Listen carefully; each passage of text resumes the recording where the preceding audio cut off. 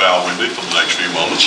Our Father, we just come here this morning just recognizing your preeminence in our lives. Father, we would pray even for the guidance and that good guidance that can only come from above, Lord, to direct us in all that we do here this morning for Meriwether County and fulfilling the business and whatever else is needed, Lord. We just pray you be in the midst. Father, as always, we just ask that you forgive us where we fail you. In Christ Jesus' holy name, amen. I pledge allegiance to the flag of the United States of America and to the republic for which it stands, one nation, under God, indivisible, with liberty and justice for all.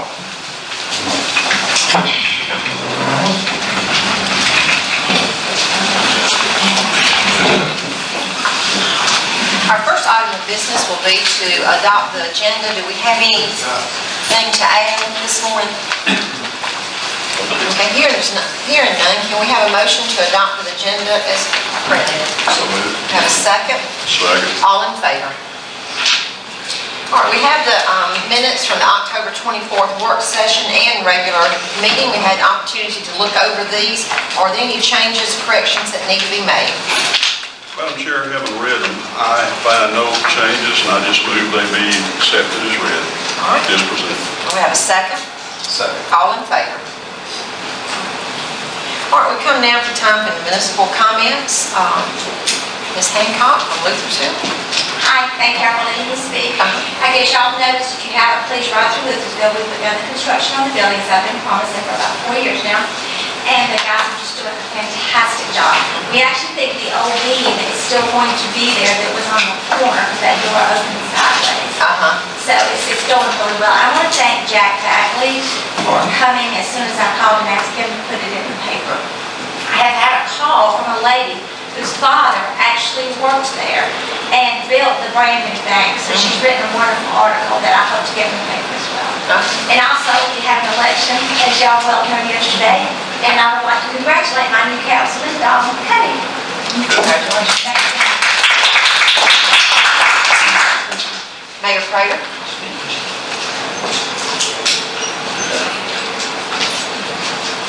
Madam Chairman, Commissioners, this morning I bring you news that January 1st, Warm Springs will have a new mayor. Yesterday's election, Mr. Charles Lee was elected as mayor for the city of Warm Springs. I will continue to work until the last day of December. I want to thank the commissioners and all of the county staff for the support that they have given me over the past 4 years. Some of you may have remembered that a person made a statement one night that if I expected to get anything out of Meriwether County, I was mistaken. Well, I think she's the one that was mistaken because you have done a wonderful job of supporting me. I would request also that my name be taken off of the steering committee. I do not feel that it would be fair for me to make plans that someone else would have to follow. Again, thank you for your support.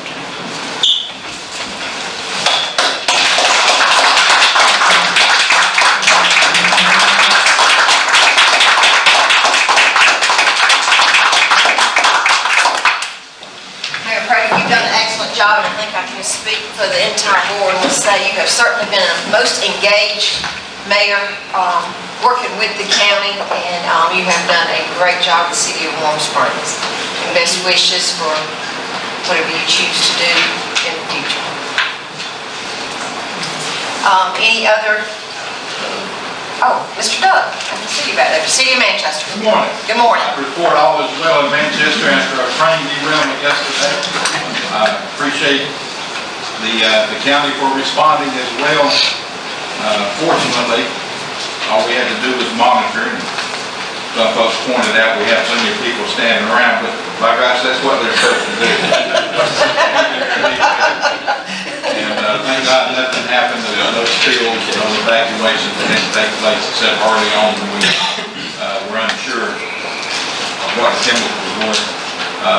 But everything was cleaned up by 4:30 yesterday afternoon, and all is well now. It happened in a very good place. If it had to happen, and they're at the rail yard where equipment could reach everything easily, and all of our emergency sources could be there.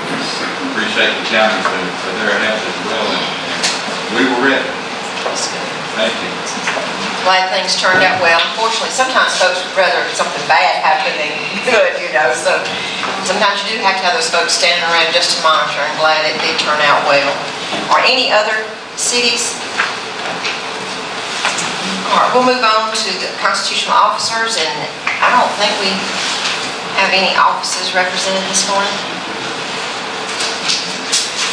Moving right along to department heads. We'll move on. Ron? I have just one thing. Okay.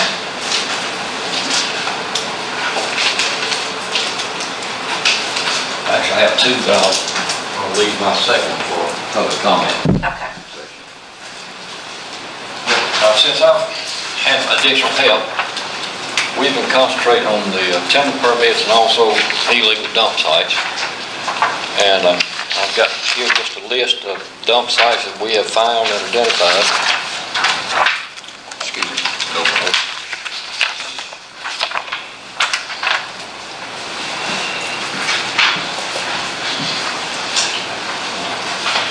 I've got a map here too, and I've got two maps.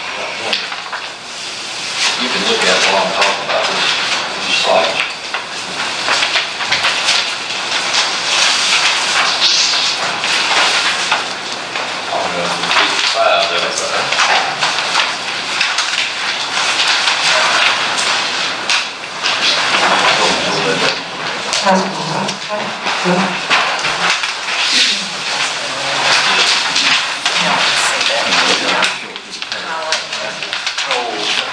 You can see this map, you can see the red dot.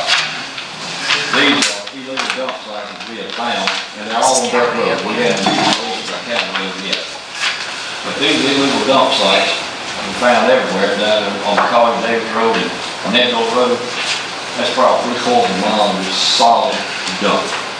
Just solid dump. So I just wanted to make you aware of that, and I've got you a printout there of all these locations. And just want to make you aware of just exactly what we've got going on in the county. It's a major problem, and I don't know how to correct it, to be honest with you. You know, we can clean up all these sites that we have found if the commission wants to go that extent. But if not, I don't know what we can do with them. I know that... I know it's going to be an expense, but I don't think we're going to have any choice but to clean up, or they're going to continue to do it. Now, the one on Collier Davis Road, Nebula, you know, I had reported it back some months ago, and we found names in that. I don't know whatever came of that. We found one name, hadn't been able to locate that individual yet, and the From rest... the first dump? On, From the first time? Collier Davis? Uh-huh. Right. Lady from Manchester? No. And her son? We found prescription bottles with her name on them? Yeah, I think we did address that one. I'd like to know, because I mean, they left outcome around of that town was. everywhere. Yeah. And that's the key. We go out to these sites, clean them up, and we can find any identifying addresses. Then we do need to, to pursue prosecution on those individuals, because it's costing all of us as taxpayers. Plus, it's Well, on this Collier Davis Road, of course, it's in the county, but it is City of Manchester property. And I've been talking with Doug, and they have all. Have y'all gone out there yet to do any cleanup yet?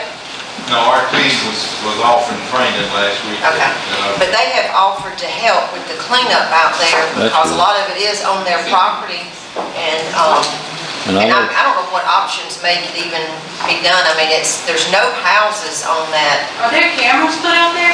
We haven't heard any updates at the Keep Merriweather Beautiful with regards to those cameras that the Sheriff's Department's supposed to have and stuff. I don't know if there's any on Collier Davis That sounds or not. like that's a place that needs to be done. Yeah. And supposedly the Sheriff's Department, if we tell them where They'll put them where they need them. so- Yeah, that's what they said. They would put them. Yeah, we've got some cameras also we use in places, and we can put some out there. Because dumping's the only place you're gonna find. I mean, when they just litter, it's hard to catch, but dumping is where you're gonna catch the people. Yeah, that's right. So all of these are dump sites. There's not litter. And And I know that Tyrell's crew has now come to the slack season, here. I think he's already said that he will put his people out there and work on these cleanup and dump sites because to give them something to do and they're coming into the slack season. But I just want to give you that update and show you just exactly maybe a bird's eye view of just what these dump sites look like. All these tires you got noted, did y'all pick them up or you just noted where they were? We just noted them. Madam Chair, in noting, have you taken pictures of these sites as well, or you just notice them? And then, once the county is able to identify or allegedly who may have done this, what does our ordinance provide for prosecuting? I mean, do they get a citation, or that's it? Or what kind of other substance do we have in our ordinance where we can find these individuals for allegedly dumping? They get citations and they get their day in court, and if they're found guilty, then the court could go up to a $1,000 fine. Okay, and is $1,000 the max that the state require, or that? That's the max. That's the max? So it can go to that point? That's You right. can cite them on multiple offenses, right? Right, can cite them on multiple offenses.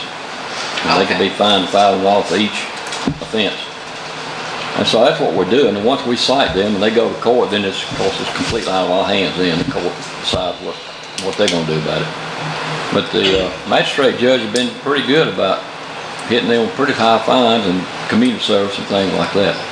Most of these dump sites here are old.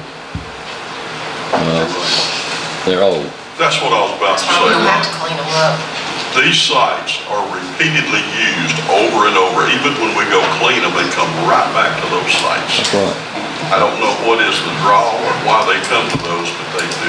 I think Well, it's Collier Davis, it's just so rural. There's not a single that's- house Well, out there. most of It's this here too. woodland out there, is what Yeah, I was it gonna is. say most of these sites are off the beaten path.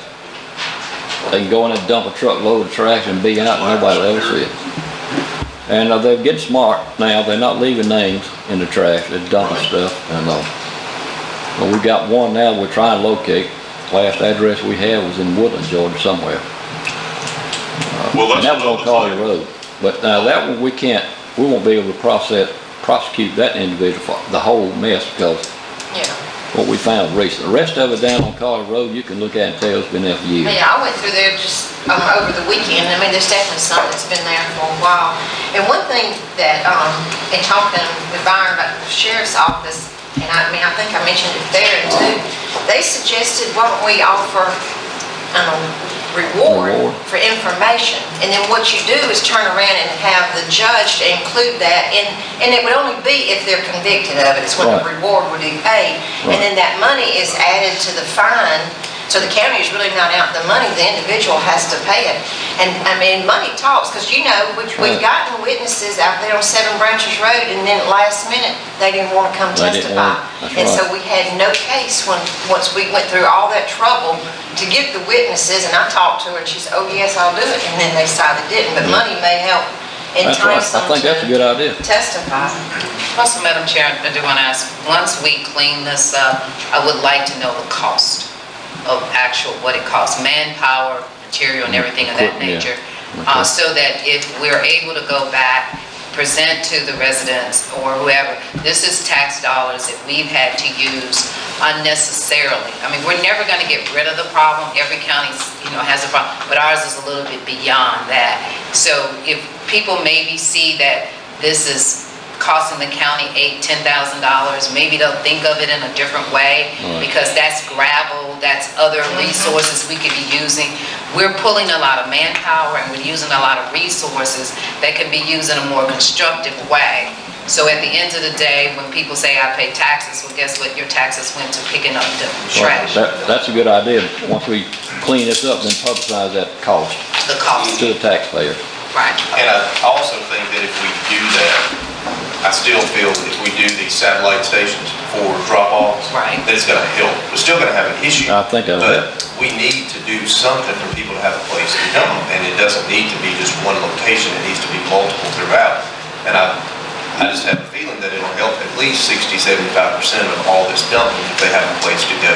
But between that, if somebody's actually prosecuted, and we publicize their problems, you put all that together, I think that can make a difference. But like I said, we're gonna have to clean up, and I think it's a good idea to keep up with the costs and put it out there, because we're all the ones who's gonna pay for it. Yeah, that's right. Regardless. I think the cameras are a good idea too, because that's the best possible evidence. Another question, Ron, do we have a feel for how many of these people that are doing this are in county and how many are out of county? Not really. There's some of both. I was wondering if we could start keeping a spreadsheet with pictures complete with these people that have been convicted of this, and just start publishing it. If it's coming from Pike County, let's start sending Pike County a copy of the people that's coming over and done it.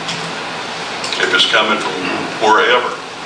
That's a good idea. Because I think what's happening, we're getting more people coming in here from other counties dumping on us than we actually have our own people dumping. We're finding that, and I really don't know up in this area, I've seen that quite often. Yeah. You know, some jurisdictions, when someone is convicted of something, they publish it in the paper. They did. Exactly. You know, we put their picture and where we convict, their picture and all in the paper, let their neighbors get on to it, you know, for that too. I mean, that's an extra pressure, and hopefully it'll embarrass some of them to, you know, not doing that. In terms of the tires, we continue to be able to try to get this tire grant. I think we're going to get the $8,500. That's why I was wondering if these are out there, we need to get them picked up and included in this tire amnesty while we got it. That's right. And so we've got these identified anyway, these tires, we know where they are, so, you know, once we get And what we'll do when we get that, the actual approval in, which we're just waiting to be signed now, we'll look at that tire amnesty thing. There's a few tires along Harry Hardy Road too, I just saw it when I was going through the branch. those continue to be a problem. We just roll them off the truck and keep going. Ron, I also see, it seems like a lot of this is sheet rock, so those who are doing construction work. That's right. So these are the bulk of the people who are dumping? That's a lot of the trash. We can't identify the violator. Yeah, I mean, that last page, the last 5, look like construction. A lot of shingles, sheet rock. A lot of it's construction. Lumber. That's heavy. Even if they're taking it to dump, that's going to cost them a lot. So they put it on the back of the truck, let the tailgate down, and you know, take off or slam on the brakes and let it roll out. But I think we get them cleaned up, it might help prevent reoccurring stuff in that same pile. I have one other question for you. So the dumping, is it on someone's property or is it right on the right of way? Because if it's on a vacant lot and it's someone's property, can we at least identify who the property owner and maybe get them to put up a fence? I mean, we can't make people do anything, but if they're dumping on someone else's property and not right on the, you see what I'm coming from? Right away, then what other recourse do we have? Still cite. We still cite them, but I'm just saying, is there anything we can do to, because if I own some land and I didn't live here and I found out people were dumping on it, then what recourse is me as an owner other than maybe putting up a fence or, you know, or can we? That's about the only thing you can do, but we can still cite that property owner. That's what I'm saying, you can cite the property. If it's not their stuff, okay. I would say a fence is not a bad idea, but several years ago, we had a group came in, dumped 3,000 tires on our property and took the gate with them.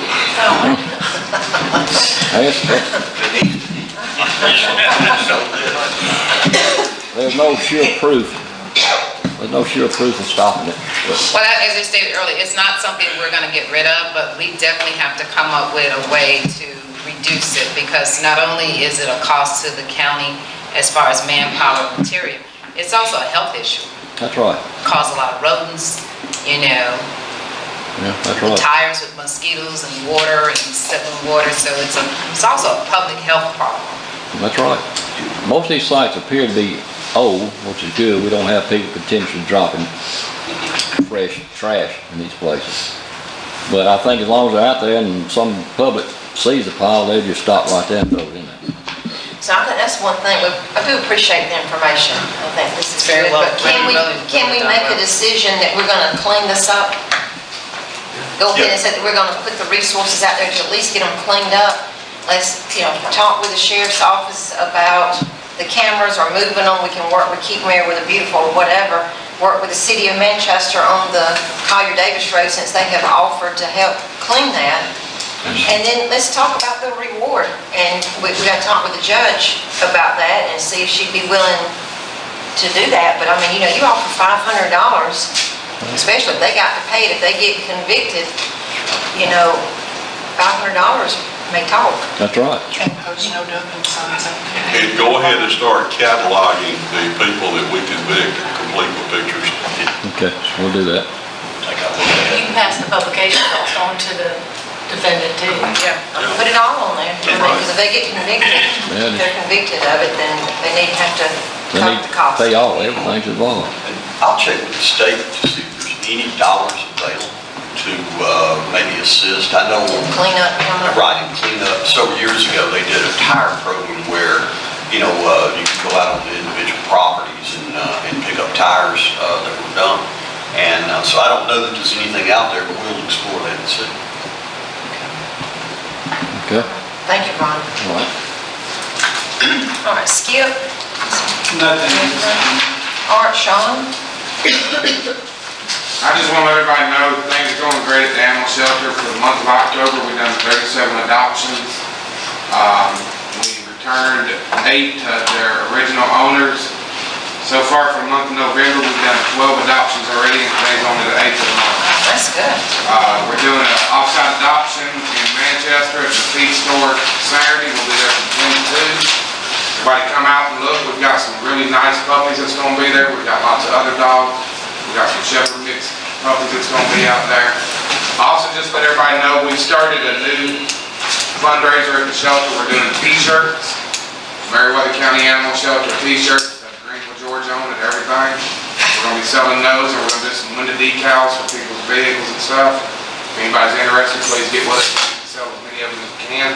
Everything goes to help the animals in the county. We've euthanized 8 animals in the month of October. They were all cats due to being feral. Nowhere to release them out to, so we had to euthanize 8 of them during the month of October.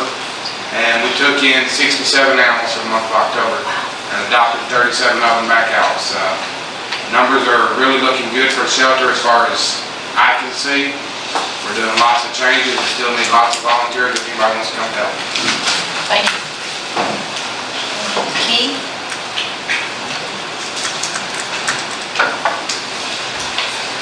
Yeah. Also, no other department heads. All right, Susan? Yes. Definitely, I did want to let people know that we have gotten moved into the old Greenville Middle School. So we're trying to settle in. I did want to thank some people, especially the guys that came out and helped us move from Public Works. That was Ken Bronner, Adam Hefner, and Amon Kodo. They were exceptional with their patience and their strength. We still have a few things to move, but like I said, the majority of it's done. And I especially want to thank Skip Richmond, who went far beyond what he should have had to do to help us get our phones working. We have been told by the IT guys with the school district that it would be no problem.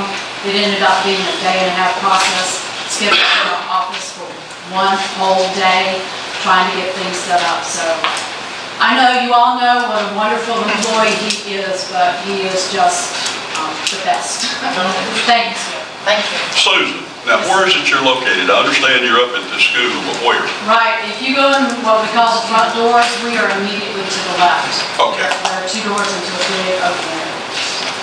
Thank you. All right, and Carolyn couldn't be here this morning with the chamber, and she's given me several things to mention to you. She's in a meeting in McDonough. First of all, she wanted to say that how grateful they are for all the help with the Covered Bridge dinner event that took place this past weekend. They said they simply could not have done it without them, and she especially noted the Sheriff's Office, Fire, EMS, Theron, and Commissioner McCoy for all of their help. She also wanted me to note that the Snow Queen is coming to the Cotton Picking Fairgrounds in December. probably on the 9th, and that will be from the Serenby Playhouse. They just did the Legend of Sleepy Hollow this past weekend, and so we'll be getting more information on that, I'm sure. Also, the Rural Development Council meeting will be November 28th and 29th at Roosevelt. The focus will be on workforce development. There will the meeting will be open to the public. We also have visitors coming from Macon County on November 20th. This will be their county manager, one of their mayors, their chamber directors, and the focus will be on how we developed our tourism program. And so I'm sure she'll be giving us some additional information on that, but she did ask that I announce that for her today. All right, anybody else need to give a report? We do not have a public hearing. We first of all go to old business and appointment to the Airport Authority, and that is my appointment, and I need to table that. I have not gotten an answer on that. So I'll make a motion to table that appointment. Second. All in favor? Next, we have an appointment to the Board of Assessors. I believe that's you, and I believe you have somebody. I do. The last appointment I made backed out, unfortunately, so we have a new one, and that will be Michael Raspberry. I'd like to make a motion to place him on the Board of Assessors. Do I have to read that now, or is that after? Okay.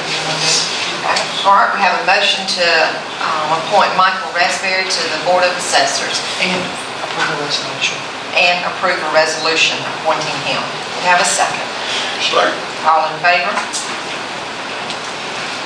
All right, and this, I won't read the whole resolution, but this will be to replace Joe Proctor, who was serving on the Board of Assessors and passed away.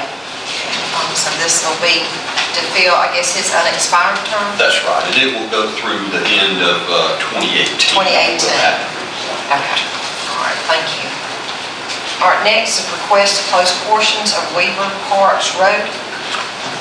Okay, and I'm sure we might could take 3 and 4 together. This is back on the agenda because at the last meeting we had 3 board members here, and we had some issues with our public hearing. We, number one, there was failure to approve the set of public hearing, and then we had a situation where the newspaper failed to print the second notification. So there was a motion made by the board at that time, 3 were here, to table any action until the next meeting, and that is why this is back on the agenda. Now, after this, the board set a moratorium till January 1st to be able to modify and make some changes in the procedure for request for road closure. So, but we still have this action which was open, and the action was to simply set a public hearing if the board so desires. And so we put that back on the agenda for you today for consideration. Another thing I'd like to ask the board to do is I'd like to ask you guys to extend that moratorium. We set it because you have to set an ending date for January the 1st. But in looking at that, after today's meeting, we probably only have 2 more meetings.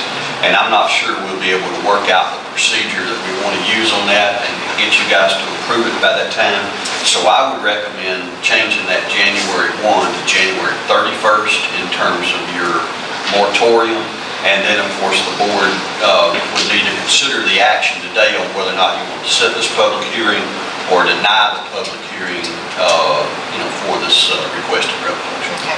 So since this was already in place, does this not fall under our moratorium? Does not fall under moratorium because application was made prior to the enactment of the moratorium. So this is an action, and again, it's presented to the board, and then the board said, by vote, that they would table the action to the next meeting, which brings it back to you guys today. Okay. All right, so we have a couple of things we need to take care of. First of all, we need to decide whether we're going to set a public hearing or not. That's right. Okay. So what is the pleasure? Madam Chair, I would like to make a motion that we do not set a public hearing until we modify our procedure for closing roads and that we have a more clear explanation of how roads get closed. So at this time, I would like to make a motion that we do not have a public hearing until we have this modification or update done. And I think what you guys would need to do, and Susan, you correct me, I think you just need to vote down the request to have the public hearing at this time, and of course encourage the person, if they're still interested, to reapply in the future, and that will mean when your new rules are in place. All right, so you made that form of a motion? Yes. All right, we have a second? Second. All in favor? All opposed? The next will be to extend the moratorium. And you said you suggested to the end of January. January 31st. So give us enough time even with that. I mean, you're talking about coming back right after the holidays. Well, I tell you what, let's do this. Let's go to What about the 1st of March? 1st of March. And then understanding that if we do it faster than that, then we can release, and y'all can release some moratorium. So let's do March 1st would be great. Okay. Can we have a motion to extend the moratorium to March the 1st? So moved. Have a second? Second. Any discussion? All in favor? And I would suggest that since those were pending at the time, that if those individuals decide to reapply, that we waive their application fee. Okay. Yeah, absolutely. I don't have any problem with that. We do need some time to go over this. And I mean, I just don't know that this is enough time because these requests are coming to us at a rapid pace. And you've got, yes, you've got others that are waiting to That's also right. run. And I mean, we need to talk about it and decide what we're going to do because it's just as we discussed the other day, I don't know if people realize that every time we close a road, that comes off of our road mileage. And that affects our money from the state for the roads. And it's not like we get a ton of money anyway. And so we have just got to come up with a plan of action and be consistent in what we do. The road miles are used to calculate the LMIG dollars. And, you know, this is something we can talk about later, but you may want to look at businesses and whether or not it serves, you know, any one particular person. There are roads that we spend more money on maintenance than not, but those are generally short, mud-bogging roads, and no one lives on them at all. And, you know, there doesn't allow. It's not to say that roads wouldn't be closed, but it's happening too fast. It is. I mean, I don't know how many have we heard this year already? Well, we've had, several, 2 or 3 this year, and then there are 2 or 3 more people who tell me they would like to make a request for that. So. And I know we're supposed to look at it as if it serves a public purpose, and that's what we're supposed to vote on, but I agree with Commissioner Hines that we need something more definitive to determine that if it serves a public purpose or not. So I'm all for let's waiting and see before we make any decision. And we can come up with some criteria that you guys might want to check off and consider. You know, does it provide an alternate exit or something? Because that's important. And you have a train derailment like, you know, yesterday.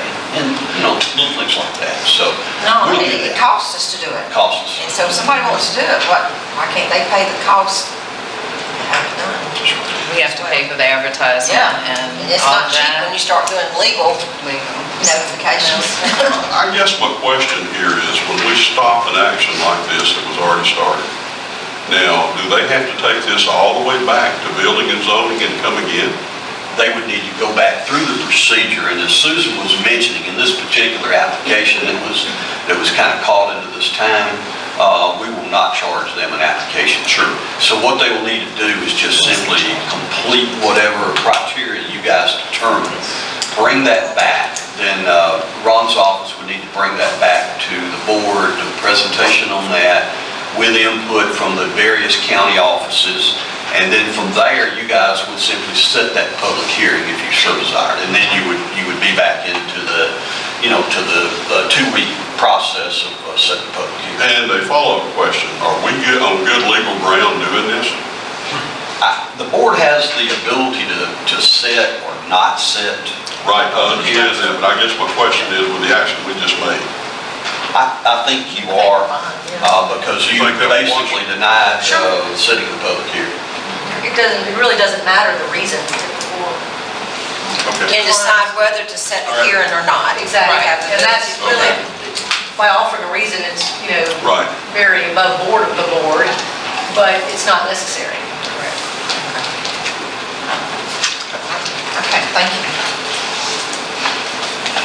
All right, next is under new business, and we have a proclamation for the Retired Educators Day. And do we have some retired educators with us? Great. Ladies in the back. Well, maybe. I see Miss Dora back there. If we have any in the audience, if y'all would like to come up front and stand, we're going to read our proclamation.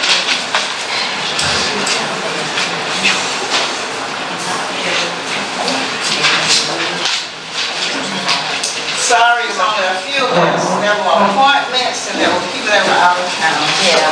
They don't. Well, we're glad to have those of you that could be here.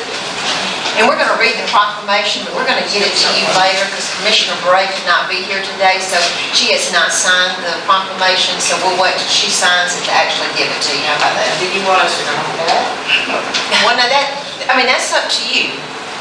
Actually, it's already, the time is already coming. Oh, that's true. It's the date and all, everything's already on the proclamation, but we're going to go ahead and read it, okay?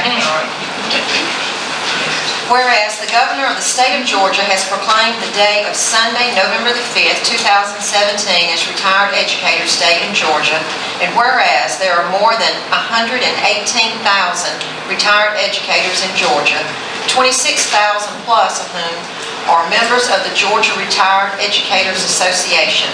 And whereas the retired educators of Georgia donate thousands of hours of volunteer service and make invaluable contributions to the welfare of their respective communities across the state, and whereas it is appropriate that a day be designated for citizens to express their appreciation for the contributions that retired educators have made and continue to make for the betterment of human lives and for society.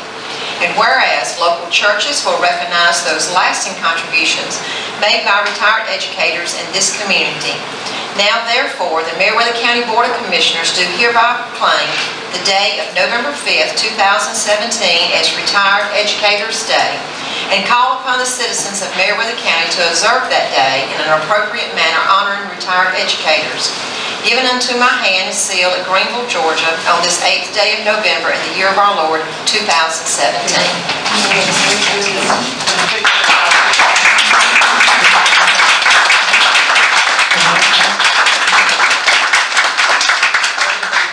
Ladies, we want to look at kind of hold this proclamation right quick. We'll come in with a picture.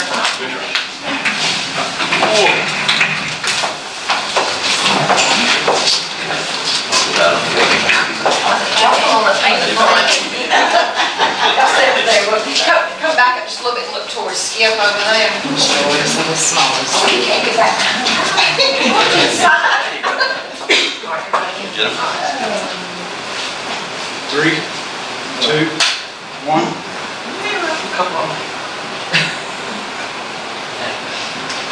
All right. Thank y'all so much. This is theirs to take, right? You gonna take that? Good.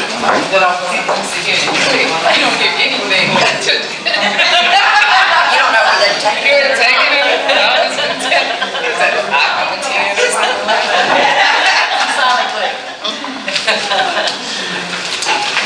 All right, next on the agenda is to appoint the steering committee for the comprehensive plan. You got the culvert. Yep. Oh, I'm sorry. Recommendations to award bid on culvert projects. I'm sorry, skip right over. Chairman, Commissioners, thank you.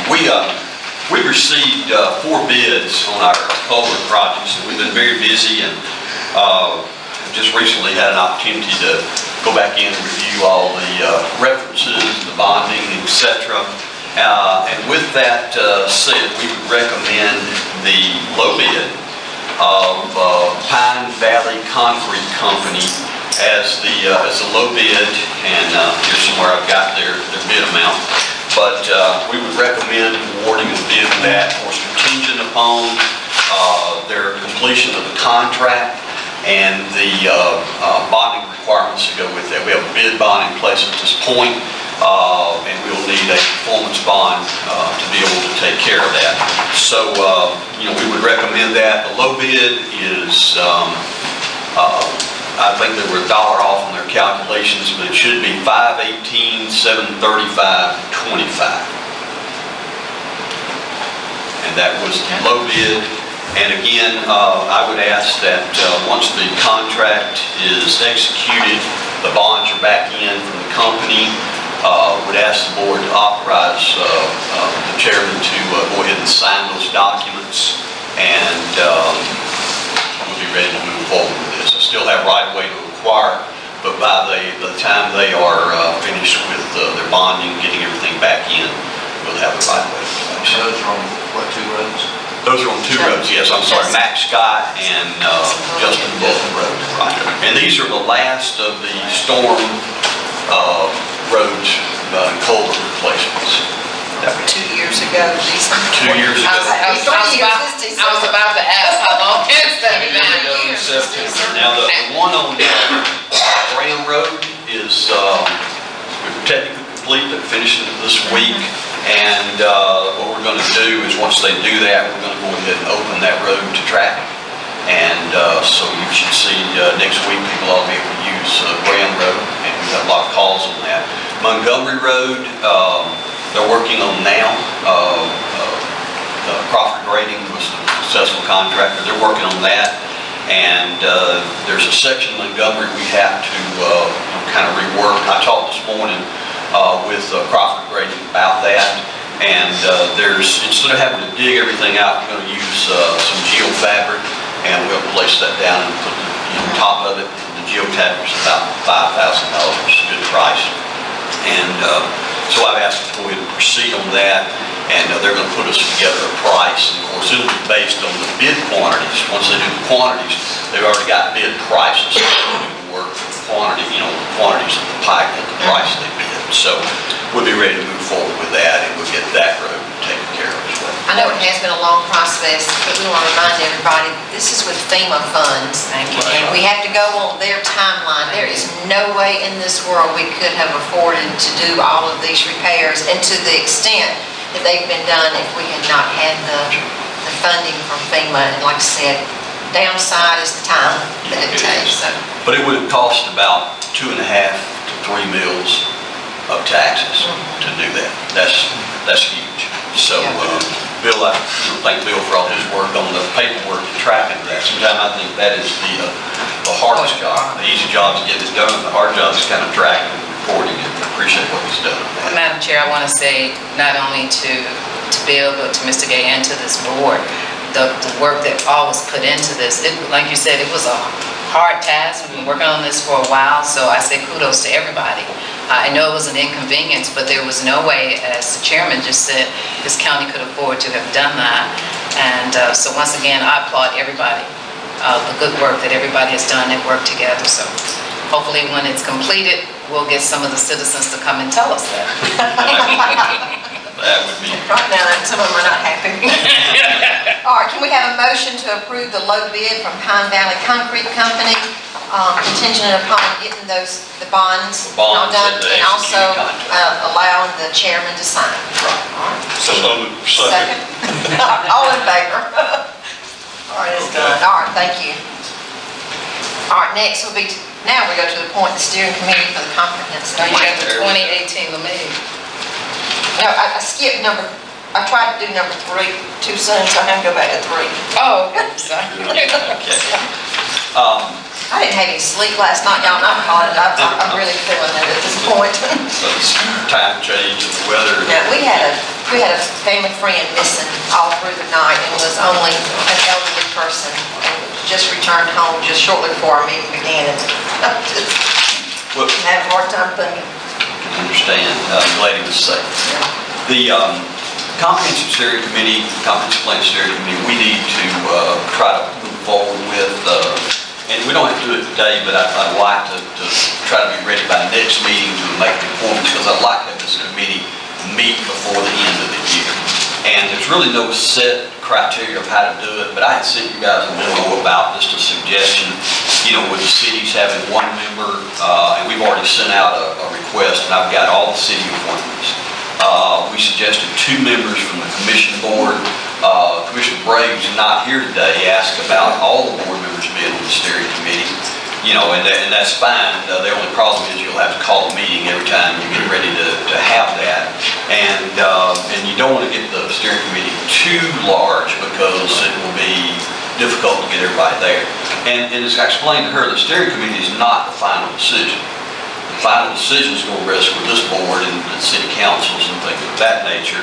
The steering committee just needs to keep things moving along and help set up the meetings and things like that. So we can do whatever you guys want to do with that. We had suggested 1 member from each city, elected official, 2 members of the county board of commissioners. Each county commissioner have 1 appointment from in their district.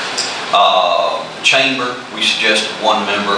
Water and sewer, 1 member. And James Stevens already agreed to do that. I talked to him. He said he would do. He'll be an excellent member.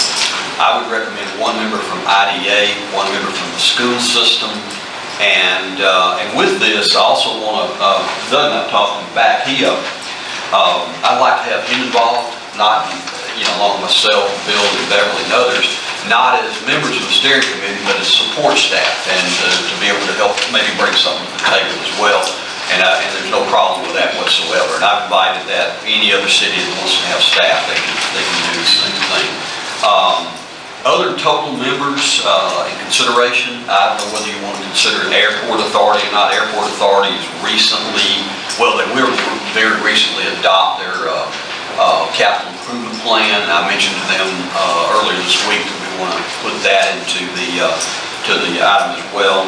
I don't think it's that necessary to have that if you don't want it. We talked about some historical societies, faith-based organizations, Roosevelt Institute, Hospital Authority. These were just some organizations that I threw out. And of course, you can capture some of those in your board appointments. So at this time, as I say, James Stevens has agreed to serve as water and sewer. And this, Commissioner Bray has somebody to appoint for hers too. She sent it to us in an email. Okay. Does anybody remember the name right offhand? I can look it up. Anderson was the last name. Couldn't remember the first name. Maybe Ben Anderson. Here we go.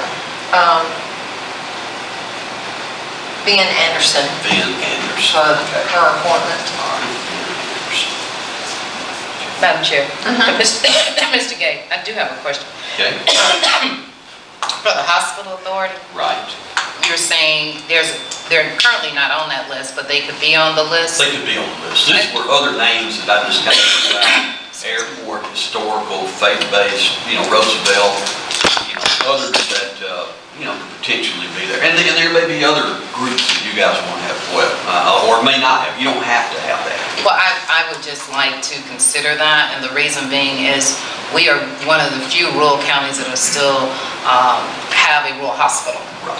And with all the changes on the legislative area, we want to be able to maintain that. So I think having someone from that board on that discussion to make sure we're able to maintain and have, keep this hospital here. So whatever challenges they're having, we need to be aware of it, and if there's things that we can discuss, because after listening to some of the things I heard Monday when I went to the legislative meeting, we're very fortunate. Oh, yeah. We're very, very fortunate. And since the hospital's in my district, it's not to say that whoever I appoint could, even my appointment Could be from the hospital. But I definitely think for the institute, but for the growth and health, and I'm sure Commissioner Drager could expound on this a little bit more.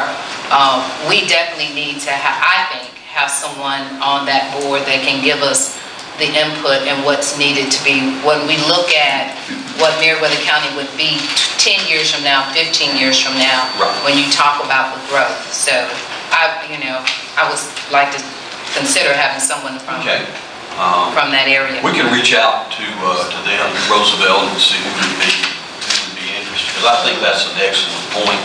Are there any other agencies here that that you guys would like to consider, any other groups in the county? You're going to have a pretty good. I think someone from public health needs to be there also. Would that be the same as the hospital? No, totally different? Totally different. Okay. Okay. You want a public health board? Yeah, I'm not doing it. You could kill two birds with one stone. That's, I can barely get here. well, from Luthersville, the mayor, Mayor Judge Hancock's going to serve. From Lone Oak, Philip Dow from the council is going to serve. From Manchester, Mayor Brenna's going to serve. Warm Springs, we were going to appoint the mayor. We'll have to just wait and see on that. Mr. L.C. Yates is going to represent Woodbury, he's a member of the council, and Mayor Ruth Nash will represent Gay. So, those are the cities. That's everybody then. So we'll have to go back to Warm Springs. All right, let me ask you one thing. This has to be done by June of 18, right? Technically, it's completed by June 18. We need to target April of 18. Well, I'm just trying to give an idea of how many meetings, when we're trying to approach someone to serve, give them some idea of how many meetings they will be committing to. I would say, with the steering committee, maybe more, but I would think no more than 6 to 8. 6 to 8 meetings between now and maybe April? 6 to 8 meetings now.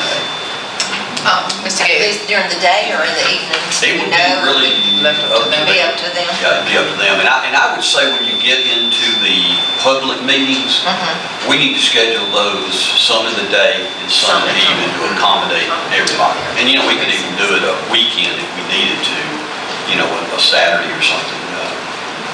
Also, Mr. Gates, during these steering committee meetings, is Three Rivers is going to be in attendance of these meetings, or these are, because they're going to be the facilitators of the meetings? They will, yes ma'am, they'll be in attendance, county staff will be there, Ron's office will be represented, and anybody that wants to come, is welcome to come as well. Any commissioners. We need to decide today whether it's going to be all commissioners or we don't have to. Is that something we need to It's something that you need to decide certainly by, I would say, by next meeting as to how many you want. Like I said, the only issue with that is that you can't say, hey, let's get together, tomorrow and meet. We have to notify the press. Well, I don't think we should do that to everybody anyways, that they have to wait on us. Yeah. And then on top of that, the city's obviously going to say anything, but they may say, well, you guys will have a lot bigger voice than what we might. We got one rep, you guys have 5, plus you have all of your appointees you got out there, so. I would just say I don't have a problem just having 2 of the commissioners there. Most of this information we're going to be privileged to anyway. Right. It's just a question of among ourselves decide on who think it would be a best fit. But for me personally, I don't have a problem with just having 2. Because one of the things is we do want this to be ongoing, because Three Rivers is not only doing Mary with the county, and we don't want to be lacked in getting our information to them so that, we'll have it in time to submit. It's a crazy time of the year, and the holidays. Susan and I were talking this morning, provided that you guys don't have your last meeting. We only got 2 more meetings for the end of the year. And but I would like to get the steering committee in December. Like to have them meet, kind of work up a plan, and go from there. So that's why the appointment. The 18 that you mentioned, and if we do these other authorities or whatever, it looks like we'd be about 24 or 25, and that was in the number that they suggested, right? Right. Wasn't that what they? Right. It was. So that would work well. Well, I can tell you this, I'm removing myself from it, so the other 4 you can figure it out. You're going to serve as public health, right? No. Do you have a recommendation on public health? I was thinking, you get us one for public health, because you serve on that board. Well, I know Commissioner Bray has expressed an interest in being on it, so I don't have a problem with it. If there's someone else who wants to do it, it's fine with me as well, because I'll be engaged one way or the other. Yeah, well, all of you are. All of you are. You're going to hear more about this than you ever want to hear about it. And I think we made everyone a copy. I hate to waste trees, but we did make everybody a copy of this. And to me, that's a little easier. You can kind of mark it up, take notes on it, etc. And once the steering committee is ready, we actually keep from blowing up our may take it and have it printed somewhere and bring it back, because we all gonna really need a copy of the old one to try to work. You talking about the old comprehensive plan? Right. It's online. It's online, but it's, you know, when you get it, unless you They have print something it you can write yourself, on it. you know, it's just kind of hard. For somebody my age, it's kind of hard to deal with it online. I like to I want mark. something You know how many to pages when I'm are working there? on it. Yes, that's why I say I may take it somewhere and print it. It takes a while, but it is online, so for those who want to read certain sections of it instead of printing it all off. A printer could print it cheaper than we can Yes, that's right. Oh, yeah, without a doubt, without a And doubt. that's probably, And then, is it two-sided? Maybe we can do it two-sided, and so it won't cost that much? we can do it. Well, maybe they will charge the same, I don't know. I think, Because it's close to, what do you say, Bill, 300, 400 pages? it's huge. It probably is. About 200 pages? And then there's multiple documents. We have the comp plan, we have the short-term work program, and we have the service delivery strategy. Service delivery We have all of strategy. these things that are out there that are kind of in the mix. The service delivery strategy, we're probably going to kind of take that and if it's all right with you guys, maybe meet with some of the cities and try to get all of that worked out, some of the city staff, and then bring that back just for, you know. But that's not in conjunction with the comprehensive plan, that's totally It's separate? We kind of can do it in conjunction with it, but it's a separate document that has to be done. And we need to do it anyway because fire service has changed, and so that's one reason to do it. We've been talking about water service, that's another reason to do it, and so it just needs to be done. Okay. But if we could be ready next meeting. And I know you guys wanted someone from Roosevelt, Hospital, Public Health. Do you want faith-based and Historical Society, Airport Authority? Do you want to include those, or you want to just? I think it's good to have not just all formal agencies there. I think the faith-based or civic groups needs to be there as well, because when we're in the position of promoting Meriwether County, that's your whole community. So I don't know which particular organization, be it Rotary or civic group, or but when you look at the comprehensive plan, it addressed those entities as well. So where are we at right now? 25? I think we're 25. 25, I think so. When you think about the faith-based organizations, I mean, there's lots of them in this county, and lots of different denominations. How do you decide which, you only do one. So if we have to do more, we up in the number. Yeah. And then civic groups, like you said, we've got Kiwanis, we've got Rotary, we've got Lions, we've got Women's Club, we've got Pilot Club. I think with the faith-based, like Ben said, we had that meeting, then why don't we recommend those people who come to some meetings and have input, but not be on it? And that way everybody's voice is heard. It's a good idea. And there's going to be a lot of meetings, we're going to have meetings that's going to involve specifically for input from the public. So there'll be no one that doesn't have an opportunity to come and do this. I also think if we do a good job of just letting people be aware of it, those who have an interest can at least come and observe. And if they have certain specific things that are of interest to them, they can give that to the steering committee. I don't think it's all that necessary, but we have to do, I think, an excellent job of getting this information out, because this is going to determine what Meriwether County is going to look like 20 years from now, and the decision that this board and the community make is paramount.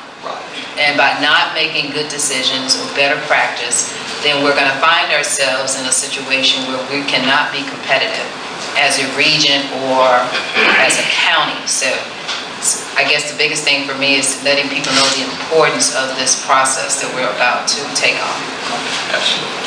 And that'll be part of the responsibility of the steering committee too. Or of course, like the Airport Authority, the Roosevelt Institute Hospital, do you want us to be asking to somebody, or is that something y'all are going to do? I would really do that. Huh? We can do that. I would do that. Well, actually, you brought it up in the airport authority. I did. I brought it up in the airport authority and invited them to be part of the process. I didn't tell them to have a steering committee, but I did invite them to be part of it. Talk about this, I have not, but I will call. I'll see you in the morning. Okay. And I'll see Lee at the Institute. as well. Okay. Well, so I did approach Karen at the hospital about, And considering what the airport authority is wanting to do, what their project, everybody might need to hear what they're wanting to do. I'll call the hospital. she's gone back to school, so she's not really working in Warm Springs a whole lot anymore. If Dr. Dixon is going to be the school appointment, then he also serves on the Board of Health. Yeah, that could take care of that, yeah. And I don't know, I mean, I know his time is, he may appoint someone else, but, But who that is, and he can serve too. that'd be great, okay? And you're gonna reach out to public health, and I'll let you know whether or not it's gonna be. I'll reach out to the airport authority and get someone from there. Bill's gonna talk to the hospital and institute. Okay. And we'll have those, at y'all's next meeting. Okay. Okay? All right. I don't need to take any action on that now. Thank you. All right, next is the 2018 LMIG. I know we've got a list of suggested We do. roads. We got a list of suggested roads, but unfortunately, this list of roads is about twice as many as we're going to be able to afford. But we're going to have to break down some of the other roads. Do all this. Right. This is what I got for Public Works and the roads that needed. And what I really want you guys to do today is just approve, this will not be the final list, but just approve these are potential projects. And what will allow me to do is to be able to put those on an application, to be able to take to GDOT, and to be able to go ahead and receive our application and get our funding. We're going to get about $700,000+ from GDOT for the upcoming year. And if there are other roads that you guys want to substitute, we can. That's not a big deal at all. I just needed some idea of some roads to put down and say this is, like Done road. right. I If think there's any left after that, I'll find something else, but. we got and we also got Harmon, which is Miss Mary's other item as well. Which one, Harmon? Harmon, Okay. right. And I'll come back once we get the dollars, and I'll come back and we'll talk about the final list, and I'll do the calculations. One of the things we're going to do this year is we've been, we've measured the roads, and if you measure one spot, it might be 18 feet, the next spot, it might be 20. And then when the actual material goes down, it's usually a little bit more than what we've been calculating. So this year, we're going to calculate everything at 20-foot width. And that way, our numbers will be a little closer based upon that square footage. So our recommendation would be, if y'all are okay with this list, as a tentative list, knowing that it can change, and I'll go ahead and make that application to you. Can we have a motion to accept this tentative list of resurfacing 2018? So moved. A second? Second. All in favor? Next on the list is the discussion to cancel the December 26th Board of Commissioners meeting. I think that's pretty much just what's happened most years. It's right there at the holidays. That day The day will be, after Christmas. Yeah, the 4-day holiday. Well, I just say because the offices will be closed that Friday and Monday, right? Sure will. So if you feel the need to have a meeting, I'd recommend we push it to later in the week or something. There's also always, if something comes up, you can call a meeting. So, we could do that if we had to. What's the pleasure of the board? Make a motion that we cancel the December 26th meeting. We have a second. Second. Any discussion? All in favor? Okay. Thank you. Done. All right, now we have a report from our finance director. Okay, you got a couple of reports in front of you, the bank balances as of yesterday. General fund, we got $760,000. Just got a check from the tax commissioner a couple days ago, in excess of $500,000. It's pretty strong for this early. That's included in that amount. Yes. So, It's nice when people pay early. I'm sorry, I'll wait till the 20th. Thank you so much for paying us back. So, December 20th. without any fanfare, I think we're comfortable with saying that we're not going to have this problem this year. Unless something significant happens. That's great. back to the culvert projects, I've been in contact with our GEMA rep downtown, and he's gonna allow us to go ahead and seek reimbursement for the roads that we've completed instead of waiting until the whole project's over, so that'll help out some. Yeah. And you'll notice down at the bottom, a couple of new bank accounts have popped up on the list, the fire district O&M and the bond account for the fire district. We have collecting monies for that as well. We're excited about that. I will mention the tax commissioner did have a sale yesterday. I wasn't aware of it until this morning, but I hadn't had a chance to talk to her and see what any possible sale or anything like that. I'll try to get some information from her. And then the other report is the property tax collections past 8 years now that we've got 2017 on the list. Still have some work to do in 2016. That's probably what the sales were about yesterday. And again, I'll get some information to you on that. Excuse me, go ahead and find that link if you would. Back to what Doug was talking about yesterday at the train yard with the derailment, I just want to mention Chief Olivetti was out of town in some classes yesterday, but I just want to mention to Doug and to the board that Captain Ben Williams stepped in and took control of the situation and did an outstanding job. And most of what we did was just observe CSX had total control and authority of the situation. They brought in their hazard mitigation group who notified EPD, and they just had everything under control. We just, as Doug said, we just stood around and watched the guy on the bridge with a remote thing flying over. It was a real smooth. People kept posting pictures on Facebook. I think they were fascinated watching them pick the cars up. I mean, it was quite something to see. Pretty fascinating. And, Alphonse had to drag me away from him. That's not my phone this time. Okay, Skip, you got that up. This is the unofficial results of the step time test. Y'all see that?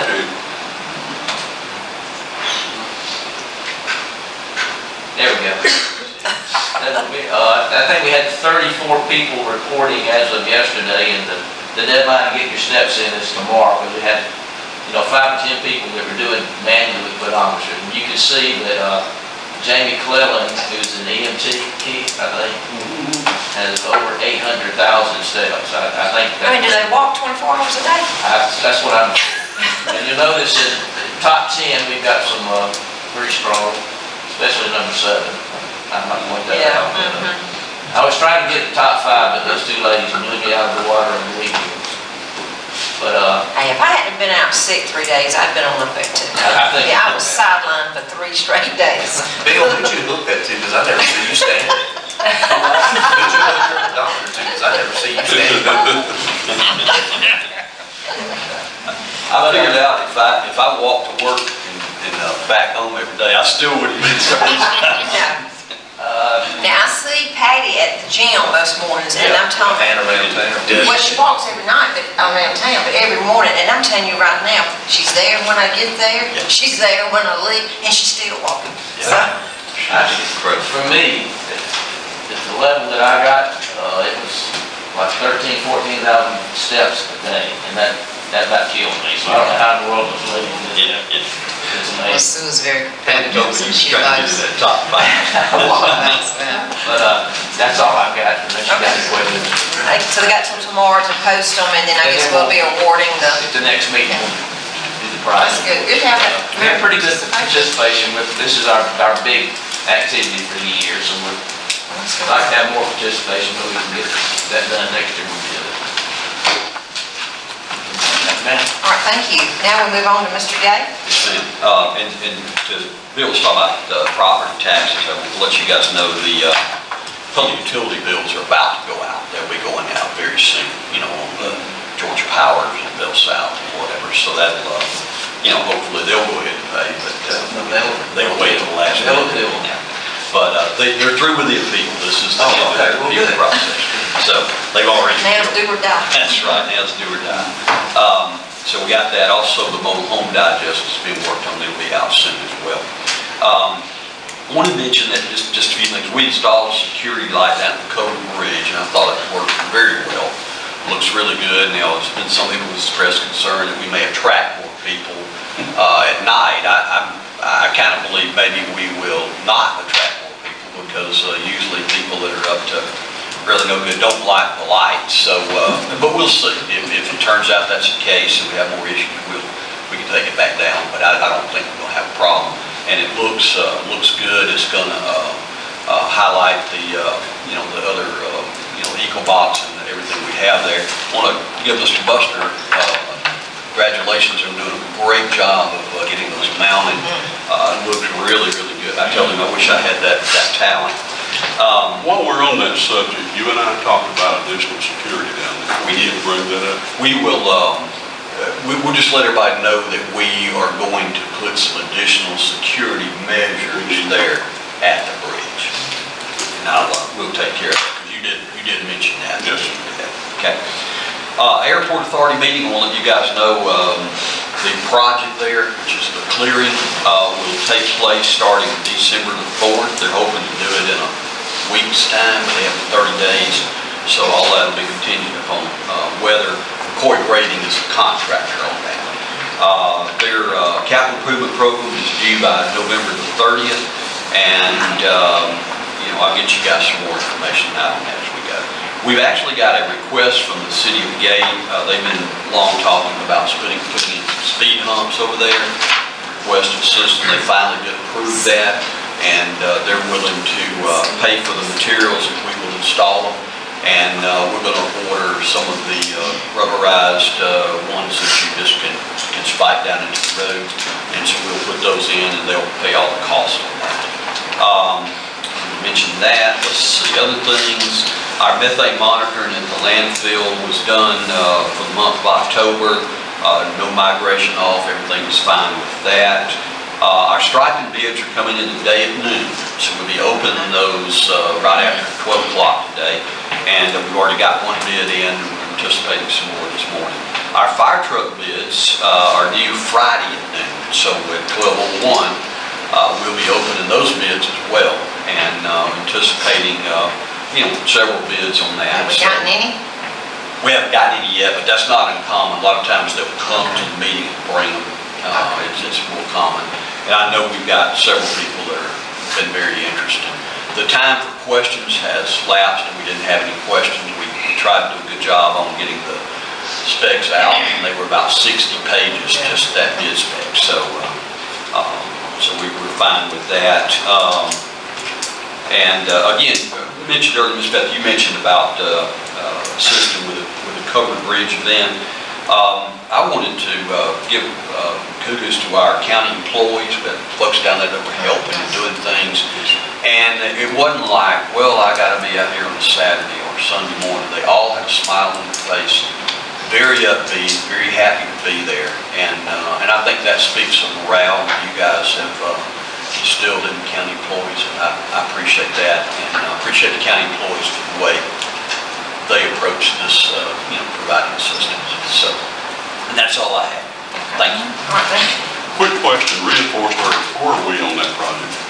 That project is going through the permitting and all process, and it's back in their hands, and they're permitting that, getting their site plans done. Okay. They haven't submitted a land disturbance permit, have they?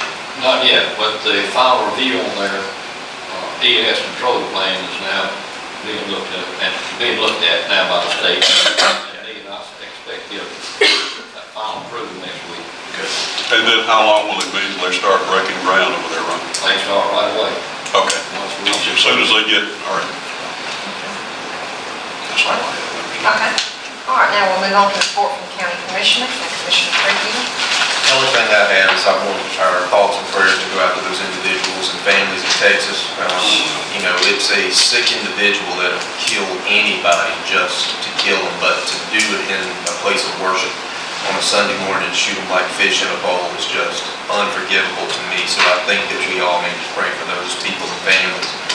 Now, I don't discuss who I vote for, who I don't vote for on any level, but there is coming January 2018 a piece of legislature that has been in place for a long period of time, at least since 2009, to where it limited people with mental health issues to purchase guns. Well, our President Trump has signed to where it will now take that away, and it will be much, much easier for these individuals to purchase any type of gun.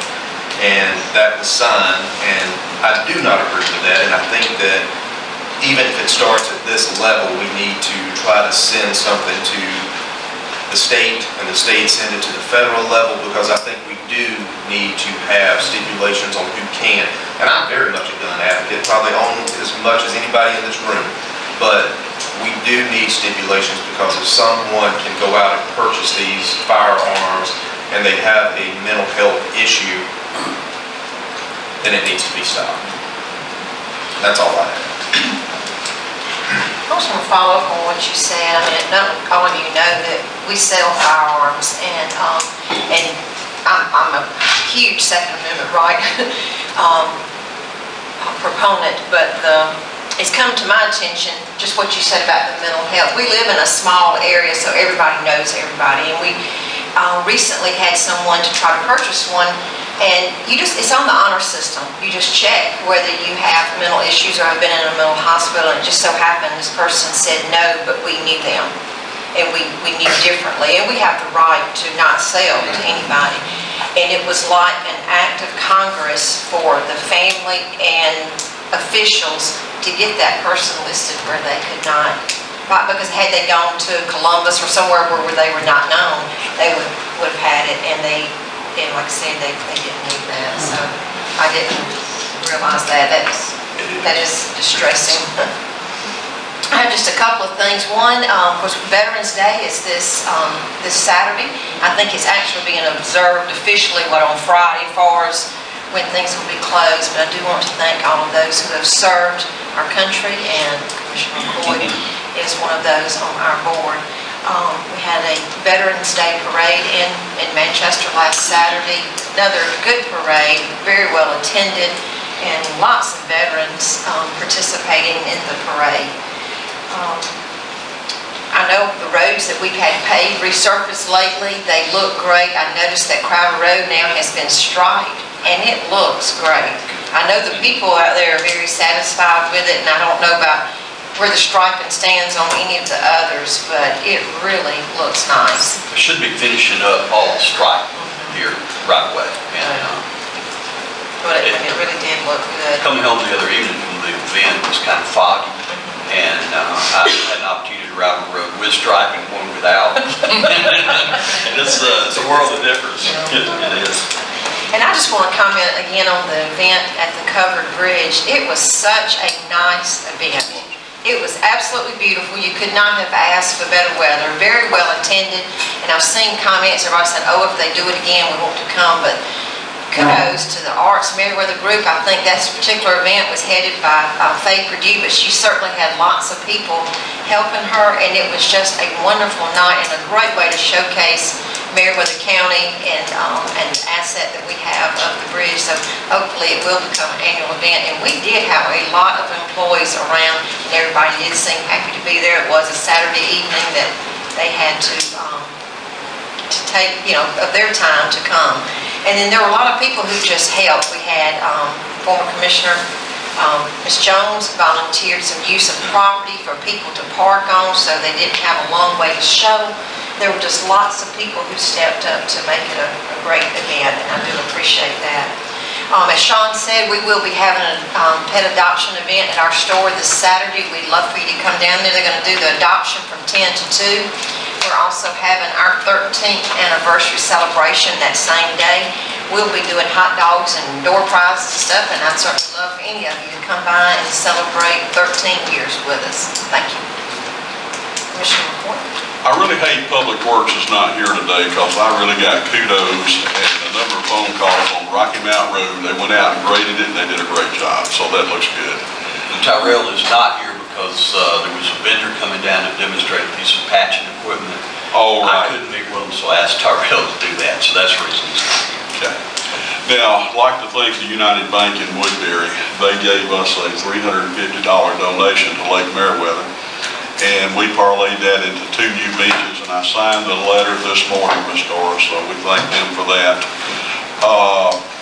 Again, I know we've said a lot about the covered bridge dinner. It was nice.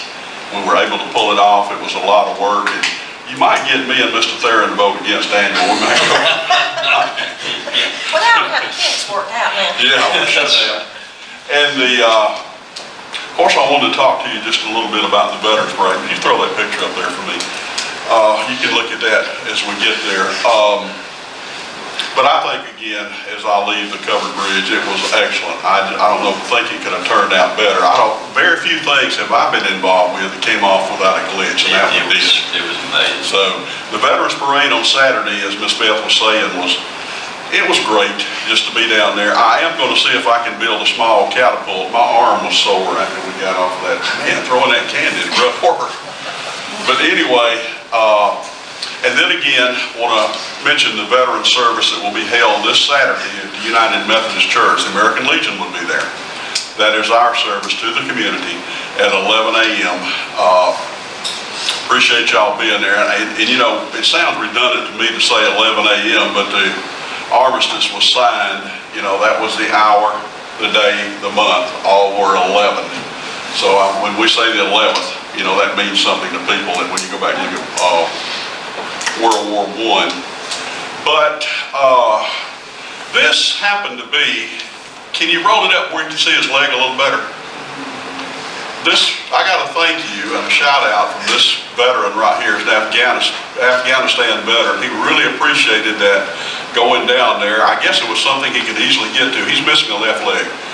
And they went up to the voice box, he and his wife were there, and they sent that to me, so really appreciated that. So I think that at least we reached one group out there, so.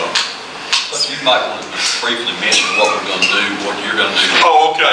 The right side of that thing where we've got all the, tried to keep people from stumbling over those bolts, we're going to mount a little cabinet there with brochures, so people that come up there, having been out there, it is unbelievable when you're there that the number of people come to that bridge that don't know anywhere else in Meriwether County. They don't know where Warm Springs is, they don't understand Woodbury or the lake or anything like that. So they're wanting to know basically, what do I need to see next? What attractions do you have? Or simply a map that will show them how to get through there, even over the flat shoals. They ask me about that. If they're going that way, I'll send them that way. So I think that would be nice, and they'll just be able to get a brochure there that will tell them whatever they want to see. And the plan would be to have that little box resemble the covered bridge. Yeah. So have that. Will we do something around the cement pad just to level that up We can. more? Okay, I just think high. it's kind of high, you know, if somebody stepped off of it. On the front, it's not as high, I but brought a few buckets of gravel from home the other evening to try to fill in that front, but it didn't go very far. It didn't go very far.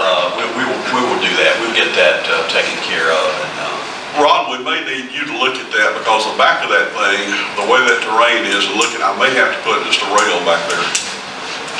If you slip off that side, you could easily be in the creek there. But anyway. if you put dirt there, then you don't worry about it washing. Exactly. Until you come in and get some vegetation growing on it, maybe. we could do a landscape box around it, fill it up level, and then that way you would eliminate the erosion and all too. And I Box is neat, though. It gives a lot of good information when you listen to We it. could put river rocks in the thing. River rocks would be beautiful. Okay. Just a thought. And a donation. Y'all understand. Bill's asking for a donation. Y'all understand all these suggestions that y'all are making have to have legs put on them. And when you do that, that leg has to squint. You do such a good job. Okay. But anyway, something else I was going to mention. We will be having the crosses on the courthouse down there. I think they've allowed it, even with the construction going on. Okay. Of course, you know, these represent the honored dead from Meriwether County. So they will be there. And I want to mention about the wall. How many of y'all are looking at that? It looks I get more compliments about that wall. People call, and I think this group of commissioners are going to go down in history for that wall. They don't remember anything else. They're going to remember that wall. Let me see. And again, I was at the Airport Authority meeting there on Monday, And I thought it was a good meeting, and we are, after all this talk, we're going to start turning dirt December the 4th. I'm so proud to hear that. And what all this is about is we're making preparatory steps, so eventually we put a taxiway down the length of that thing. It's never had one. And it was made mention in here in the meeting, from the center of that runway, 250 feet on each side, there can't be a blade of grass, there can't be a stone, there can't be anything taller than that runway. So we're looking at that too. Now, that was, I think that's all I had about that, but it's just so good to see. I just wish we could come up with a way to get those things away from 2.5 hours. Those airport authority meeting stations, they wear you out. Yeah, they do. But that's about all I had at this time. I almost said commander. We're talking too much military stuff. Madam Chair. Commissioner Hines, can I read 2 thank you notes that I forgot to before? Oh, sure. I forgot that. One is from, it's to the Board of Commissioners and the Sheriff, and it's thank you for your continued faithful support. Each of you are truly appreciated. Thank you for helping to make Hope's Harvest 2017 a huge success. And this is Hope Harbor that, helps women with addictions. It's in Meriwether County, and the Sheriff always supports that. And the other is from the, it's through the Reach Georgia Foundation. The Board of Commissioners donated $1,500 to Reach Georgia, Meriwether County Fund, and this is the 5th year of this, and this is through the Board of Education. And they're just thanking us for our support financially for these students, that they get the help that, I guess it's academic, social, and financial support is given to these students. Sorry, I forgot that, Commissioner Hines. Thank you. Just elaborate a little bit on that REACH program. This is where students, starting I think in the 8th grade or 9th, will be the first ever in their family to attend college. And if they maintain at least a 2.75 average, by the time they graduate, they can have up to $10,000 towards their education. And so I attended that program, and once again, I applaud this board and everyone else that supports that. So this year they have 5 young ladies who are part of that program. And if you ask them what they want to do or where they already know. They're excited about their education, and so once again I applaud that. I do have a couple of things. Monday I attended the ACCG legislative meeting. Just as Commissioner McCoy said, we do have our share of meetings. But I do want to, I mentioned the last time that the upcoming legislature will be focusing on a lot of different issues. One was broadband. The other one is the modernization of the 911 system and mental health in our jails. But the other thing they brought to our attention at this last meeting, and that I didn't bring up, is the sales tax reform. It's really in depth. I've given the booklet to the board members, but I want the citizens to hear this. It says, as the cost and demand for county services to residents and business increase, it is crucial that counties have adequate revenue source to meet those needs. Local sales tax is the 2nd largest revenue source for counties, which use revenue primarily for capital infrastructure and reducing their reliance on property tax. However, most counties have now experienced growth in sales tax revenue since the recession ended, and this appears to be a primary reason for the lack of revenue growth. Basically what they're saying is, in the state of Georgia, sales tax has flatlined. We're not, the state is growing, but sales tax is kind of flatlining. And one of the things they mention is, most people now are not necessarily going into business buying stuff. A lot of people are buying online. And because of that, there is no sales tax online. They can't capture that money. So when you order from Amazon, you order from all these different things, that money does not necessarily come back to the state, which means it doesn't come back to the county. This is not going to change. So the state is going to be looking at how can they capture this loss. So this is a big thing. And when we talk about small counties like Meriwether County, who does not have a lot of business as of yet, that means those sales tax dollars are going to even flatline even more, which means we've got to start discussing what other way can we bring revenue in. If sales tax is your 2nd largest revenue source other than property tax, that means there has to be more discussion on how this is coming about. So this is going to be a big issue the legislature is going to address. and they're asking the counties to have input they're asking the counties to have a meeting with your local representatives to share what your concerns are, so they in turn can bring it to them. So I'm sure we won't have a problem reaching out to Representative Buckner or Trammell to have that discussion. They also request that in that discussion, we also have them to talk about broadband and getting this back. So once again, there are no simple solutions per se, but there are a lot of challenges, not just for the county, but for the state as a whole, where the state is growing, but once again, it's interesting to see all these businesses popping up, but yet they're telling us our sales tax is flatlining, and I'm sure Commissioner Chairman Hadley can expand on that, being a business owner, what you have seen. The other thing they brought up. The gate. I know, that's your, I know. But I just got an email on that. I don't know if any of y'all saw that. You know what the gate card is? That's what farmers can have to not pay sales tax. And the intent of that was good, but it has been so heavily abused, and they're not auditing these gate card holders. And initially they wanted to hold the retailers responsible, like I've got to tell somebody, yes, you can get that tax free or not. That's not my place to do that. It just causes you to lose business. But they did go and audit, was it 50 gate card holders? And of the 50, 30-something of them were fraudulent. Well, and so all that's cutting out on the sales tax that the counties are getting, the state's getting, and they have got to do something. The Department of Ag and the Department of Revenue are at odds. The Department of Revenue doesn't like it, period, because they're losing revenue. The Department of Ag wants them to have it, and like I said, the intent behind it was good. But I mean, it clearly states the paper what you can and cannot buy. I keep it at my counter to show people. But who's going to get into an argument with somebody? They come in, because you can't buy anything to feed deer. Well, the hunters come, and they're dressed fully in camo, and they're buying it, so we can't sell it to feed deer. Oh, this is my pigs. What are you going to say? And if they don't buy it, they'll just go somewhere else and buy it. I know, so they can't count on us or demand that we police their policy done. But it's caused a huge drop in revenue for our areas. I mean, you got at least 5 retailers in our county that sell products that fall under that. Well, I think the state as a whole, there's several programs that's out there. Matter of fact, they mentioned there's 100 different programs that the state has that you're exempt from paying sales tax. Now, maybe 40, 50 years ago, they were applicable. They may not be applicable today.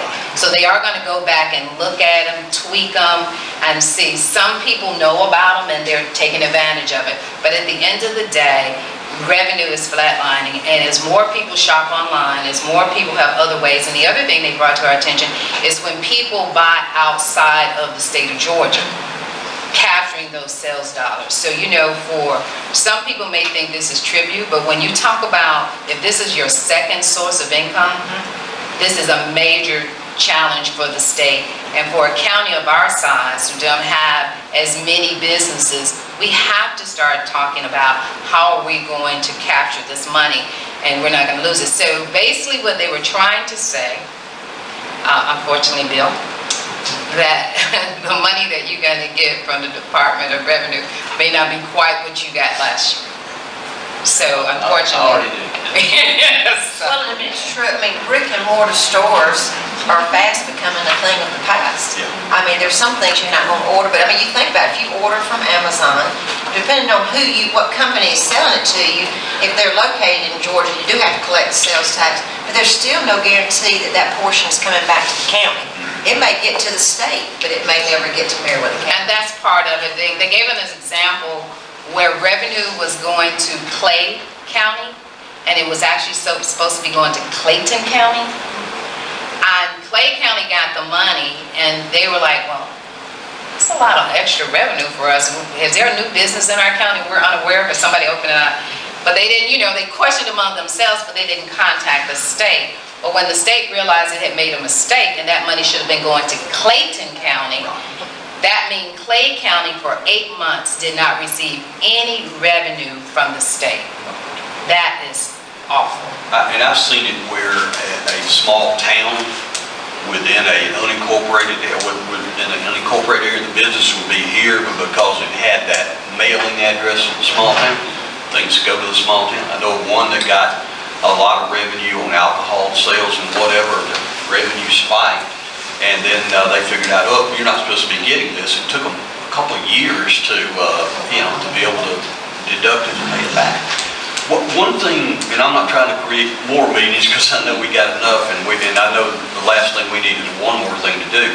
But a good practice is to meet with your legislative delegation and let them share with you what they see coming up, and then let us share with them what the issues and challenges we have. And we'll do that. The best time to do it is about this time of year, because once January rolls around, they're back in session. We won't be able to get it. So if you guys would like to look at that, we'll be happy to try to set up a time when we can bring them, ask them to come and meet with us. And I'd like to, think meet with us as a group would be a lot better. I can say yesterday I was surprised, Monday, a lot of the state representative that was there were from rural areas. I was, because most of it was Metro Atlanta, so I didn't anticipate a lot of people from the other areas, but it was well represented from the rural areas, so a lot of the state representatives were there. The last thing, a couple more things. I'm in Leadership Meriwether. We have one more week. It's an excellent program where you learn about the county. I would encourage anyone who want to really know about your county to be a part of Leadership Meriwether. Even though as an elected official, I knew several things, but I have learned so much about this county and all the wonderful things. Last Friday, I was in the education session of it. It was by far the best session I have attended. I give kudos to the board, to Dr. Summer Dissett and to Dr. Dixon. We did a tour of the schools. I had an opportunity to go to Mountville Elementary and to Manchester Middle School. I was so impressed. The school itself was so clean and organized, but the students were there to learn. They were energetic. It's just amazing, the technology, the things that they're doing. So once again, I'm excited about what's going on with our school district. I hope more people could experience what we did. And I think if they are, they'll change their concept about Meriwether County School District. It's doing great work. As a matter of fact, yesterday I attended another event, the Career Pathway. It was done in Woodbury at the I can't remember, the cafe. Blackbird. Thank you. It was an event where the school has certain career pathways where students now in high school can decide a career path they want to go on. And so the instructors were there sharing some of the programs. When they started out, I think they say 5 years ago, they probably had maybe about, Commissioner McCoy, you might can elaborate a little bit on this for me. They had maybe about 60 kids participating. They're right at almost 200 kids participating in this program. This program for some will give them a certification even when they finish high school that they can go on and start working. So one of the things they have an IT pathway. So they mentioned that if the county or any business needs somebody with IT background, these students are able to come work. They also have a pathway carpentry. So if you need a table or bench made, these students can do this for you. So they're asking for the county and city and local businesses to allow these kids to come in and do an intern. So they have a medical pathway. So it's just so many career pathways that they have. And so I'm excited to see what these young people are doing. I just ask that the community as a whole support it. Support it. If you've not been to the school, go to the school. I've mentioned before, I had an opportunity to go to the program where you go over their report card.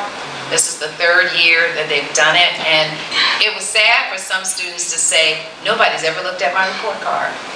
And for you to sit there and go over their report card and ask them the areas they can improve on or what they're doing, it is so rewarding.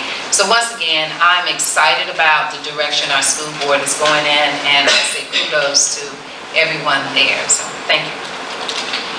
Commissioner Hines, at the Covered Bridge event, students from Greenville High School's culinary program did the serving, and I tell you, they did an outstanding job. They were so professional. I guess it was maybe 4 or 5 students, and then there was some teachers or sponsors with them.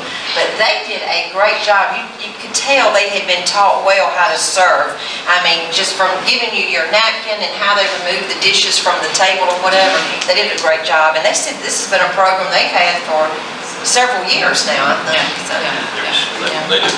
they did do a great job. They look so nice and professional looking. So, okay, thank you. Thank you. All right, now to our county attorney. Sounds like I missed the covered. Yes. I don't have anything in addition to that. We do have need for an executive session to discuss legal, personnel, and real estate matters. All right, we come now to the time of the meeting where for public comment. If there's anybody in the audience who would like to comment, if you'd come to the podium and give us your name and address, we'll give you 3 minutes to speak.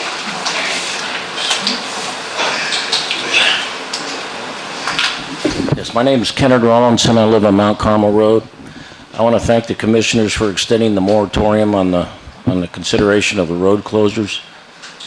When I first became aware of the request to close these roads, it was given to me verbally, and 2 or 3 days later I saw the first notice in the paper, which I understand is the only notice that came out, and then the 24th of October was right around the corner, which it just didn't give me much time to be able to give the commissioners an informed presentation of my reasons for or against it. And the more I look into this, the more things I'm learning that need further investigation. And some of the things that I'll be presenting to the Board of Commissioners will be the growth in the bottom end of Coweta County and how it will affect Meriwether County when it comes our way. So what I'm asking for is exactly what you all have given me, is that when you have these notices of public hearing, that maybe some more time should be extended from the notification that's in the paper until the actual hearing takes place, so that the commissioners get an informed briefing from the citizens as to for or against it. Thank you very much. Thank you. All right, is anyone else? I've got to mention that the Walking Dead was here in the county yesterday filming. They were filming on Mount Carmel and Silver Mill Road. And they'll be back in the county next week filming 3 days up at Three Trees Farm. 85 runs right through that farm. And that's a $250 permit fee plus $100 every day they're here filming. I just want to mention that. I forgot to mention that.